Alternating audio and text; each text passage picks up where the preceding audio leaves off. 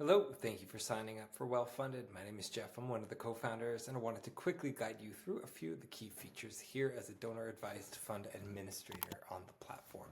So you'll notice that this is your dashboard. In time, we will be populating this with some interesting insights to help guide your fund holders and you as an administrator. But for now, there are a few quick places that you can begin to take action. The first is the Search and Explore page.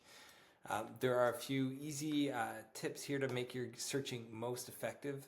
The first is that this toggle on means that any multiple number of the criteria that you are searching have to be true.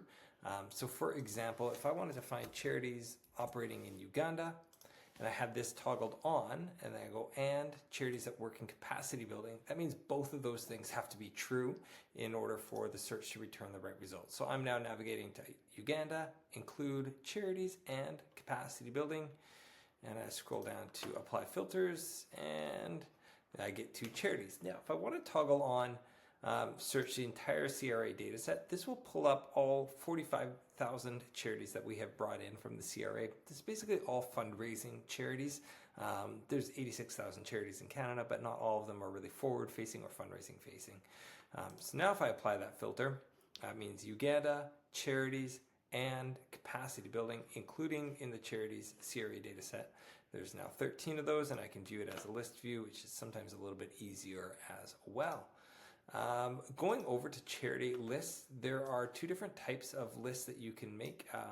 As an administrator, when you make a list, it means that your fund holders can also see that list if you toggle it on to public. So for example, if I give a list like Jeff's Great Charity List, I give it a little description. You can make lists around countries. You can make lists around thematic areas, like whether there's a natural disaster or a cause in your community that you want to rally around.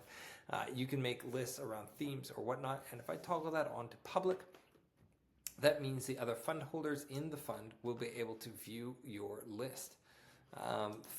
You can follow along charities and projects that you are interested in. Other fund holders within your fund won't be able to see that.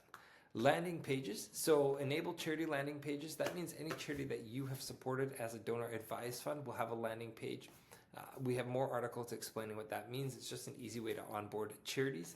And then if I toggle this on, enable fund holder landing pages, that means when I set an invite out to my community, if a fund holder gets, if I send an invite out, a fund holder can click that invite and they'll be taken to a branded website that has the combination of my brand as a donor advised fund along with the WellFunded brand, and they can accept the invite and they'll go on to an onboarding process that takes them into WellFunded. So we recommend turning that on. Fund holders is where you can see the list of the current active fund holders using your platform or using the WellFunded platform. And gifts, you will see any outstanding gifts that you need to follow through on that have been made by fund holders using the platform on WellFunded. So if a fund holder underneath your donor advised fund makes a gift to a registered charity, they just make a pledge, of course. WellFunded is not a transaction platform. They make a pledge. You'll become notified.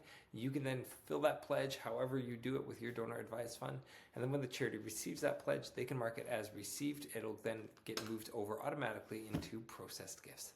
That's a very quick overview of the tools available to you as a donor advised fund administrator. We are so thankful for you using the product, and please do send your feedback over to me directly. Thank you so much.